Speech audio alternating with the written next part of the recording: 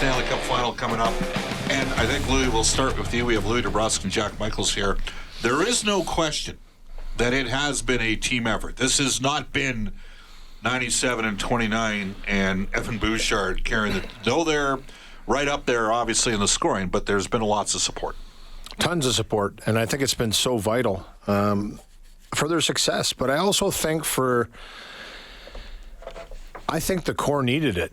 You know, I think the top guys needed to see other guys step up and have these kind of performances and take some of that weight off of them, because the load is pretty heavy, you know, for the upper part of this team. And it has been for a long time. And it will always be because of how great of players they are. But I think as you get deeper as an organization and you start to find better players to surround that core, look out. And this is, to me, they're right in the middle of this window, if not the start of this window. Yeah. This is going to be for a while like this to build around this core.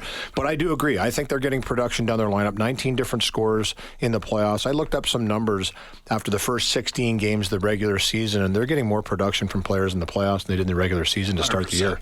It's incredible. Like, it's just... But that's what you need. You need to have everybody firing on all cylinders, everybody pulling on that rope to win a Stanley Cup. You've heard so many champions talk about it. It can't just be one or two people. It has to be everybody, and they're getting it. Jack, 14 different forwards have scored. This is hard for me to do.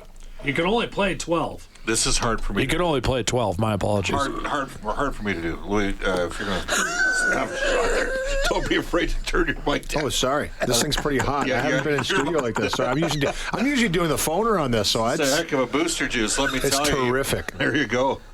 Well, by the way, no, you're exactly right. Yeah. I think the one thing, and again, this is all on me. I didn't see this team coming at this stage to be 12-2, just because the last few years we all saw it coming because they were a freight train at the end of the year. They would go on these runs where they won 15 in a row at home and 19 of 20 overall down the stretch. They always got off to these suspect starts and then they just motored through. This year, that stretch came in December and January, and that gave them the cushion to then, I think they were something like 29-13-2, and then they kind of treaded water for the next 2.5 months. Now, part of that is they were beat up, yes, but then there was the Four Nations break that I think took away some of that momentum I was just talking about, December and January, and they just never really got it back. Then they started to get hurt. And what I think maybe none of us anticipated is that this older group, when it was time to skate, when it was time to play, they'd be ready. They paced themselves so much that I think they lulled me into thinking that this potentially wasn't going to be the year. But the fact that they have come together so quickly while not having played as a team all year long, I think still is a fascinating development.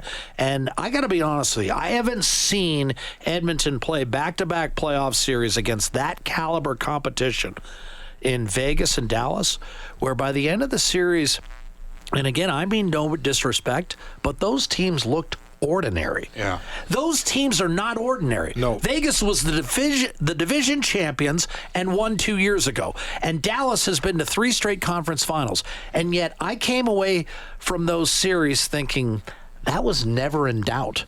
And that's odd at this time of year, quite frankly. I felt the same way, and I kind of felt it was their series to lose in both of them. Right. Yeah. When you start thinking that way and you're watching the games as the games start to develop, after a couple of games, you're like, okay, they're the better team here.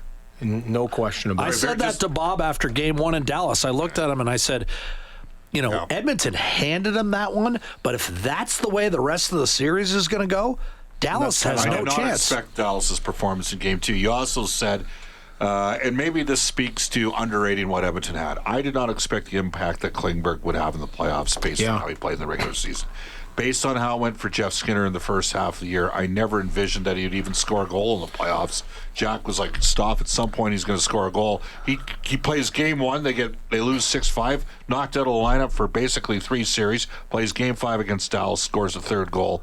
I look at him, he's just laughing as he's calling the goal. Like, just prophecy. Yeah, he told me that. He's been saying that for a while now, that Jeff Skinner was going to score a big goal for Edmonton, and he did. First ever playoff goal. But honestly, when I think about it, it does make more sense when you compute the fact that, hey, Kasperi Kapanen has scored 20 goals in the league. He's been a dangerous. Parachutes out of the press box, wins the Vegas series.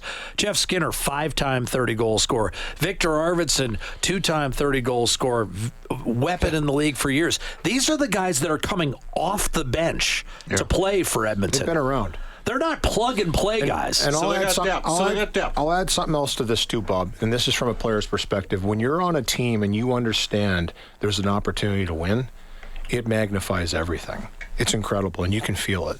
I've been on a couple great teams where I felt there was a chance to win. My first year in the league in Edmonton and in Phoenix. We lost in 7 to St. Louis. Grant Fuhr stood in his head and pitched a shutout against Nikolai Haby-Boom. But we had a great team. We had a team. In one game? Did you not get 2 in one game? Yep. We had a team that year though that I remember saying to Cindy, my wife, after a couple games, I'm like, this is my best chance ever. So players understand that. Jeff Skinner's, Victor Arvidsson's, anybody else that stepped in, John Klingberg. These guys are veteran players that have been around this league for a long time. They understand this is a great, great opportunity, and they don't want that to go away. So when they get their chance to step in there, they're elevated. This year's Oilers, one texter says Wagons West. Well, if that's the case, it might be playing Wagons East. Another texter says the good, the bad, and the ugly. Ooh. I don't know, was it that ugly at any point for the Oilers this year? No. Last year it was ugly at the start of the Only year. because of expectation. Well, they were 0-3. I mean, 6-0 on only opening because night. of expectation. It's not That's why. 3-9-1, and it was 8-1 on opening night the year before. But I will say this. This year, I felt like they didn't have a good camp. In other words, the result on opening night didn't necessarily surprise me. Yeah. I realized there were some metrics early in the season They that also suggested played until June 24th. Yep. Yeah. Well, that's what I'm saying. Yeah. But what I'm saying is, I wasn't surprised they got off to an 0-3 start because I didn't think they had a great camp. The year prior, going into 2-9-1, I thought they had a good camp. I thought they were primed, ready to roll. The biggest thing about this year's team is once they got themselves into a cushion perspective, then they started getting hurt, and you started forgetting about the possibilities that we saw in December and January, because for a while there in December and January, looked like Edmonton was going to win that division title for the first time in 37 years. I mean, they were in first place at one point. Chris Knobloch, throughout this year many times has alluded to it. He's protected them in that regard, and he's really good at that, the fact that this is a veteran team. They know how to do just enough. They're not going to leave it all out there in game 47 of the regular season. Yep. They're just not going to. And it's easy to forget that. They understand how to manage a game, how to manage a season. Yep. That's something you learn from experience. That's something you learn from being around for a long time. But when it matters most, this team can elevate like not many teams can. Yeah, no question about it. You know what? Out east, they're saying the same thing. I mean, that's the great thing about the Stanley Cup Final. That is the great thing about the Stanley Cup Final. For every statement you can make that is factual about Edmonton, you can say the same thing about Florida. They managed the season. They finished with 98 points. And against Carolina, again, at times in that series, they made the Canes look like an ordinary bumpkin type of team. We got guys in Toronto writing on the weekend that the Maple Leafs are the third best team in the league. They're like, we'll concede Edmonton and Florida's better than everybody else, but damn it, Toronto took Florida to 7 games. They're the third best team in the league because of how badly Florida. How good is LA then? That would be my counter to that. How good is LA? LA was a good team.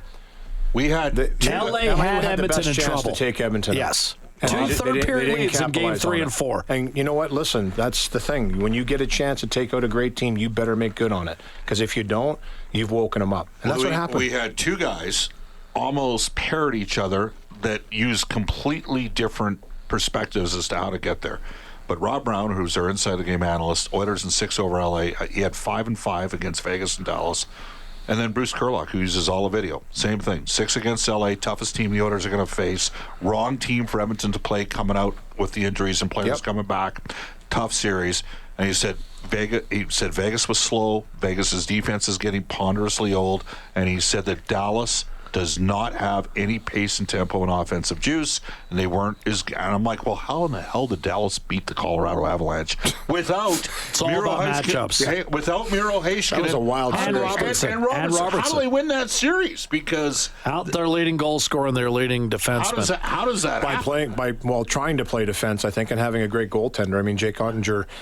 I mean, that's a powerhouse too, Colorado. Yeah. The way they came in, the way they can put the puck in the net. And you talk about a window. You talk about a window for the Oilers. The one series I eventually want to see, whether it's 26, 27, or 28, I still want to see Edmonton, Colorado again. Let's have another run at it. I do. I mean, because for me, again, hindsight is 2020.